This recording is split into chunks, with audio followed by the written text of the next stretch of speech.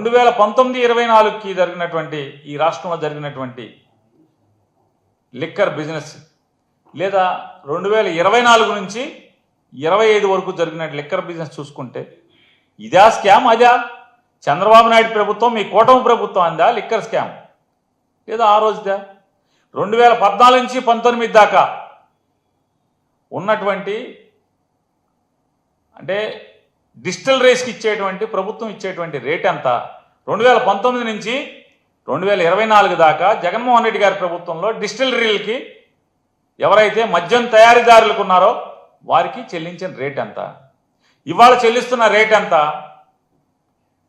ఇవాళ మొత్తం షాపులన్నీ కూడా ఏ రకంగా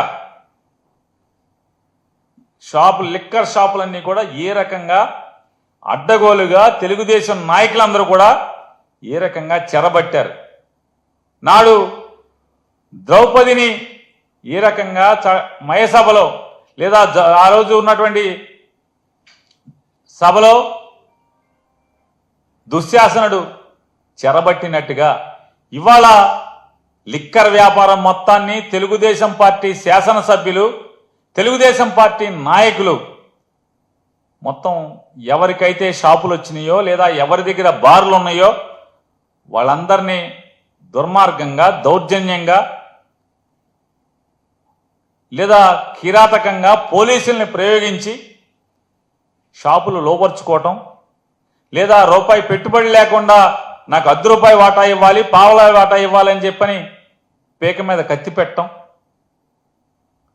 లేదా మీ ఇష్టారాజ్యంగా ఎంఆర్పి కంటే కూడా అత్యధికంగా మీరు అమ్ముకోండి, నాకు మాత్రం నెలకింత లంచం ఇవ్వండి అని చెప్పని లంచాలు దండుకుంటున్నటువంటి కింద నియోజకవర్గ స్థాయి తెలుగుదేశం పార్టీ శాసనసభ్యుల దగ్గర నుంచి ఈ రాష్ట్ర ముఖ్యమంత్రి కానీ లేదా ఆయన కుమారుడు కానీ వీళ్ళందరూ దండుకుంటున్నటువంటి ఇదా లిక్కర్ స్కామ్ అంటే? ఏది స్కాము? ఆఖరికి గీత కార్మికుల పేరుతో కూడా అడ్డం పెట్టి లేదా వారికి షాపులు వస్తే వారిని పోలీసులతోనో రౌడీలతోనో బెదిరించి ఆ షాపులను కూడా బలవంతంగా గుంజుకుని వ్యాపారాలని దోచుకుంటున్నటువంటి ఇదా స్కామ్, లిక్కర్ స్కామ్? ఈ స్కాములు కనపడవు మనకి. ఏమీ జరగకపోయినా కూడా అప్పుడు స్కామ్ అని చెప్పని కట్టుకథలు చెప్పాలి. ఈడీ మీద ఈడీ విచారణ చేయమని అడుగుతున్నారు కదా. పనిలో పనిగా లావు శ్రీకృష్ణదేవరాయలు గారిని అడుగుతున్నాను, రేపో ఎల్లుండో ఇది కూడా మాట్లాడండి.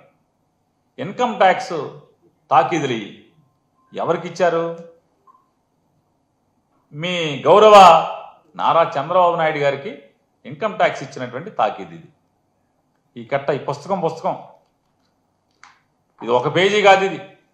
ఈ పుస్తకం కూడా మీ గౌరవ నారా చంద్రబాబు నాయుడు గారికి ఇన్కమ్ ట్యాక్స్ వారు ఇచ్చినటువంటి శ్రీముఖం. ఆల్రెడీ దీని మీద ఈడీ విచారణ ఎందుకు చేయరు? ఈడీ విచారణ చేయాలి కదా. సగంలో ఎందుకు ఆపారు? అవన్నీ కూడా గట్టిగా కడగండి. చంద్రబాబు నాయుడు గారికి ఇచ్చినటువంటి ఇన్కమ్ ట్యాక్స్ నోటీసు సగంలో ఎందుకు పక్కన పాడేశారు, చెత్తపొట్టలో పారేశారు? దీని మీద ఎలాగే ఈడీ చంద్రబాబు నాయుడు గారి పిఏ శ్రీనివాస్ దాకా ఈ డబ్బులు వచ్చినాయి. శ్రీనివాస్ నుంచి ఎవరైతే రాజధాని అమరావతి పేరుతో 4-5 పెద్ద కంపెనీలకి మీరు కాంట్రాక్ట్లు ఇచ్చారో 2014 నుంచి 19 దాకా, ఆ కాంట్రాక్ట్ కంపెనీల యొక్క అనామతు అకౌంట్లలో, చిత్తు అకౌంట్లలో మీకు 2,000 కోట్ల రూపాయలు నగదు పంపించామని వాళ్ళు రాసుకుంటే అవి ఎవరెవరి ద్వారా మీకు చేరినాయి అంటే మరి చంద్రబాబు నాయుడు గారికి ఇంత చేరింది పాపం సొమ్ము అని చెప్పి ఈడీ వాళ్ళు ఆపేసినటువంటి దాన్ని గట్టిగా నిలదీయండి, అడగండి. చట్టం ఎవరికైనా చట్టమే, చుట్టం కాదు ఎవరికి అని చెప్పి మీరు పార్లమెంట్లో మీ గొంతెత్తి మాట్లాడండి. ధర్మాన్ని 4 పాదాల నడిపించేలాగా చేయండి. మీరు మంచి నీతి మాటలు చెప్తున్నారు కదా, సూక్తి ముక్తావాలి. అలాగే చంద్రబాబు నాయుడు గారి పిఏ శ్రీనివాస్ స్కిల్ స్కామ్ మొదలవంగానే అమెరికా పారిపోతాడు. అమెరికా టికెట్లు ఎవరు కొంటారో మీకు తెలుసు, ఎవరు కొని పంపించారో. ఏమైపోయాడు? జగన్మోహన్ రెడ్డి గారు ఉన్నటువంటి కాలంలో చంద్రబాబు నాయుడు పిఏ, ఒక 20 ఏళ్ళు 25 ఏళ్ళుగా పనిచేస్తున్నటువంటి పిఏ శ్రీనివాస్ గారు ఏమైపోయాడు? మళ్ళీ ఎప్పుడు వచ్చాడు? ఎందుకు వచ్చాడు? ఇవాళ ఏం చేస్తున్నాడు? మాట మాటికి దుబాయ్ పంపించే పనిలో ఉన్నాడు కదా. అయ్యి వదిలేసి మన శ్రీనివాసు మూటలు దుబాయ్ పంపించే ఆ లెక్కలు చూసుకుంటాక వెనకాల ఎవరు వెళ్తున్నారో మనం చూసాం. ఆ పేరుతో ఈ పేరుతో ఏది పరిశ్రమలు తెస్తామనే పేరుతో ఊరికే వెళ్తాం, ఊరికే తిరిగి రావటం. కానీ దారిలో దుబాయ్లో ఆగుతారు. మన పాత పిఏ గారు మాట మాటికి దుబాయ్ వెళ్తాడు. లేదా పాత పిఏ గారు పైకి పేపర్లోనేమో సస్పెన్షన్ క్యాన్సిల్ చేసి మళ్ళీ ఉద్యోగం ఇచ్చారు. కానీ పేషీలో వద్దన్నారు. ఎందుకు పేషీలో వద్దన్నారు? ఈ దుబాయ్ దుబాయ్ దుబాయ్ మూటలు దుబాయ్ చేర్చాలి కాబట్టి పేషీలో అక్కర్లేదు. మరి ఈ స్కిల్ స్కామ్లో 300 చిల్లర కోట్ల రూపాయలు అక్రమం జరిగిందని చెప్పని సాక్ష్యాధారాలతో సహా కేసులు కట్టడం జరిగింది. మరి స్కిల్ స్కామ్ మీద ఎన్ఫోర్స్మెంట్ డైరెక్టరేట్ సగంలోనే ఎందుకు ఆగిపోయింది?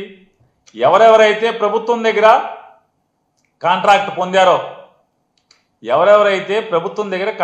పొందారో, ఆ కాంట్రాక్ట్ పొందినటువంటి ఆ వ్యక్తులు వాళ్ళ దగ్గర మాత్రమే ఈడీ ఎందుకు ఆగిపోయింది? అడగండి ఈడీని.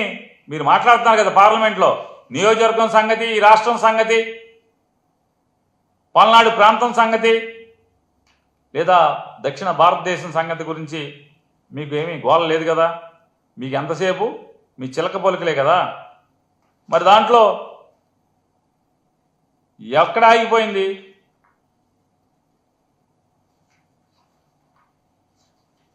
స్కిల్ స్కామ్లో ఎవరెవరైతే పాపాలు చేశారో, ఎవరెవరైతే ఈ రాష్ట్రానికి వెలుపల ఉన్న వాళ్ళు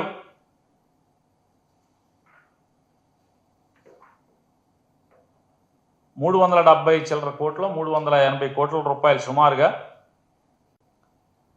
ప్రజల సొమ్ముని దోచుకున్నారని చెప్పి ఈడీ కేసులు కట్టి అరెస్ట్ చేసింది కదా. మరి దాంట్లో ఇంకా సగంలో ఎందుకు ఆపారు?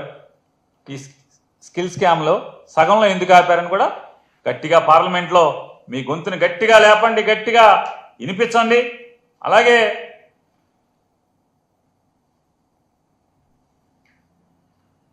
కృష్ణదేవరాయలు గారు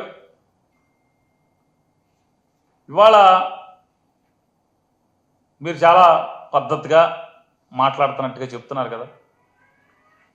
ఎక్సైజ్ శాఖలో ఎవరైతే ఎండీగా పనిచేసినటువంటి వాసుదేవ్ రెడ్డి గారు ఉన్నారో, వాసుదేవ్ రెడ్డి గారు 3 సార్లు కోర్టులో పిటిషన్ దాఖలు చేశారు. అయ్యా, నన్ను పోలీసు వారు వేధిస్తున్నారు, భయపెడుతున్నారు, భయభ్రాంతులకు గురి చేస్తున్నారు, నన్ను బెదిరిస్తున్నారు, 164 జడ్జి గారి ముందు వాంగ్మూలం ఇమ్మని చెప్పని, తప్పుడు వాంగ్మూలం ఇమ్మని చెప్పని బెదిరిస్తున్నారని చెప్పని వాసుదేవ్ రెడ్డి గారు ఎవరైతే 2019-24 మధ్యలో బెవరేజెస్ కార్పొరేషన్ ఎండీగా చేశారో, ఆయన సాక్షాత్తు హైకోర్టు న్యాయమూర్తులకి విన్నవించుకుంటే ఇవాళ అతన్ని అదిరించి బెదిరించి లొంగ తీసుకుని 164 స్టేట్మెంట్లు ఇప్పించి మీకు కావలసినట్టుగా అదొక తప్పుడు కేసులో ఏదో రకంగా ఎవరో ఒకరిని అరెస్ట్ చేయాలి, వైఎస్ఆర్ కాంగ్రెస్ పార్టీ వాళ్ళని, ఏదో రకంగా జగన్మోహన్ రెడ్డి గారిని అరెస్ట్ చేయాలి.